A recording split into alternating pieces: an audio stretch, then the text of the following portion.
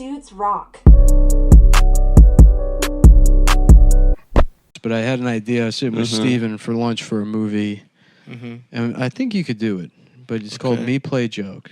And it's, you got to get Matthew Perry. It's a romantic comedy. And it opens, Me Play Joke, okay. And Matthew Perry's like a kind of like a mid-tier, like, you know, municipal worker in the state, in the city. Okay. And he's out to dinner at Kanji Village with some, you know, friends from college and work, celebrating the death of his son. He releases him from child support, which has been hanging over his head for 10 years. Wow. He hasn't paid any of it. Right. And he's like, how does that work? If that debt is gone. I don't know it, you know? Wow. And so he's celebrating, and he's also 10 years sober, because that's the drinking led to his divorce. And he's like, I can celebrate, you know, he's like, fuck I it. can celebrate. You could have one. He's like, yeah, let me get around the sake, and they're like, this is a Chinese restaurant. He's like, Right. I don't fucking know the difference. Yeah, fuck you. And so at dinner, one of his coworkers is like a Vietnamese guy, and it's his mom's birthday or something. And he's like, he's like, I gotta take this call, and he's on the phone, and he's like, Chong Rak Ding Do, you know, and then Vietnamese, and then Matthew Perry's drunk, you know, right, and he hasn't been drunk in years, and so he's like, you know, like making fun of, right. And, you know, they're like, stop. What Chill, the fuck dude, are you doing? The fuck? And then a Chinese woman, like at a table over, like turns to him and she's like, you know, like starts speaking to him in Chinese. And he's like, I'm really sorry. I was just trying to bust my friend's balls or whatever. Yeah. She's like, oh, no, it's just your Mandarin is remarkable for a non-native Well, speaker. your accent is perfect. Wow. He's like, it's perfect. And then he's like, you know, he's like, oh, she's like, call me sometime. And she like gives him his number. Right. And he asks his friend, he's like, was I speaking Chinese?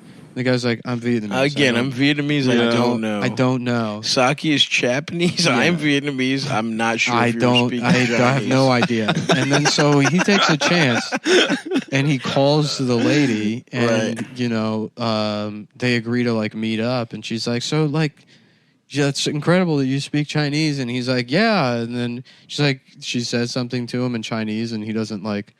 He like tries to respond. He's like, "Bing," and she's like, "What?" You know, and then he's like, "Oh, excuse me for a second." Yeah, he has to get drunk.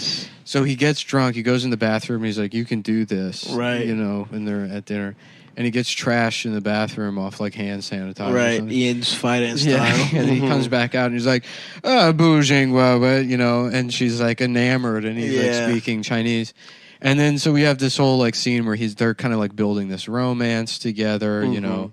And he's speaking Chinese, and his friends are concerned. They're like, you know, Matthew Perry. Yeah, Matthew Perry, you're drinking again. The character, not that you know, it's the true story of your life. He's playing himself. Yeah, he's like, they're like, he's playing himself from 20 years earlier. Yeah, they're like, dude, you're a complete fucking alcoholic. That like, this is like really worried about you. And he's like, hey. I'm finally free of this bullshit of my past life. My child is finally I'm getting dead. Asian pussy for the first time. I'm in love. I'm in love, and I'm not going to let you And I know Chinese. I'm not going to let you fucking faggots rain on my parade. And they're like, it doesn't make sense that you're speaking Chinese or whatever. Yeah. And then so like the romance is building, and then one day he goes to her apartment to see her, and the apartment's like, you know, he like knocks on the door and it just opens, and it's like completely empty. Oh no! And Wei Ling is gone. Oh no! And he's like, what the fuck? And he's like, you know, did she leave or something? So he's like, I gotta write her a note. So he runs to like the corner store and gets a couple of like little airport shooters. Yeah. And so he starts drinking, and then like he's like as he's drinking out on the street, and he's writing this note, like all the street lights go off. Like everything, there's like a whole blackout in the city, and he's not thinking about it. He just scrawls a bunch of like, we see him scribbling some Chinese nonsense on like and he just wedges it in the door. And then he's like really drunk, so he just goes home to sleep it off. And then bang, 4 a.m. doors kicked down, FBI, Department of Homeland Security, and they're like, where the fuck were you last night? You know, like And then he's arrested and thrown in jail. He's like, what the fuck did I do? What did I do? And then he's arrested. Wei Ling turns out to be a Communist Party spy. Wow.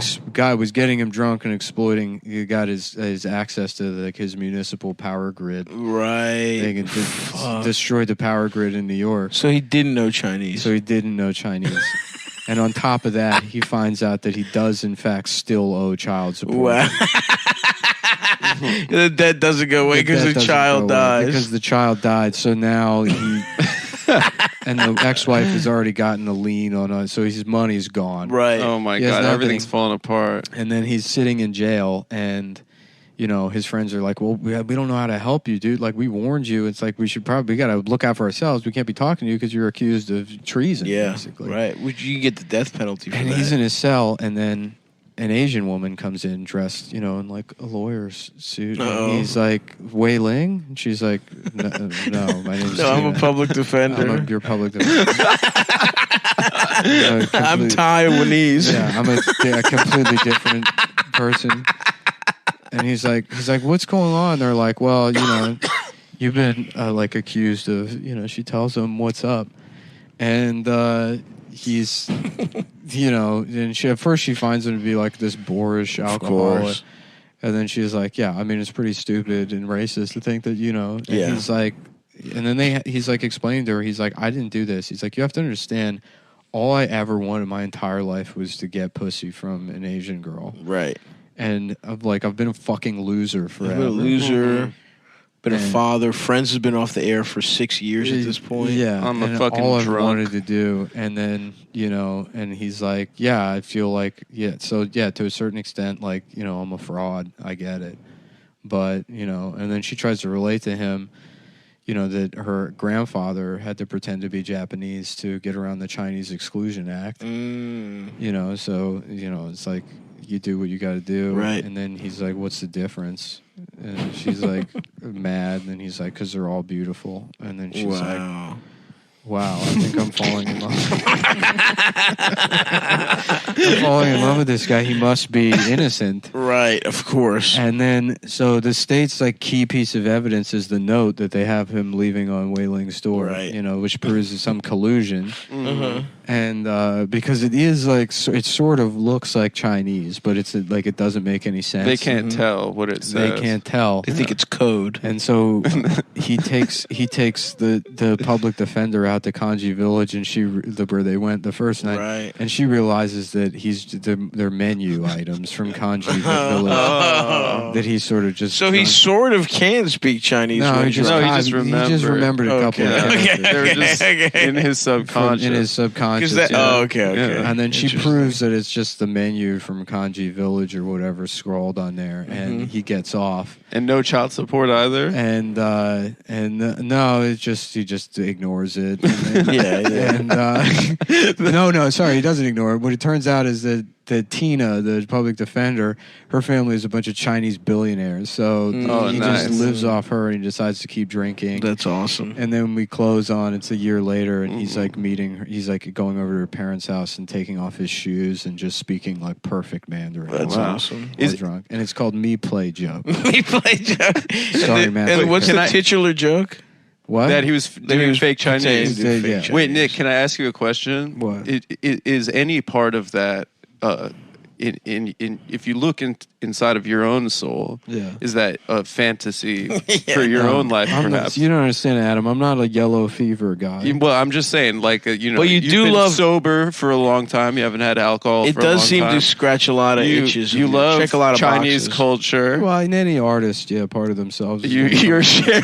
Certainly the part about falling off the wagon, and then the moral at the end of the story being that you should continue drinking. Yeah.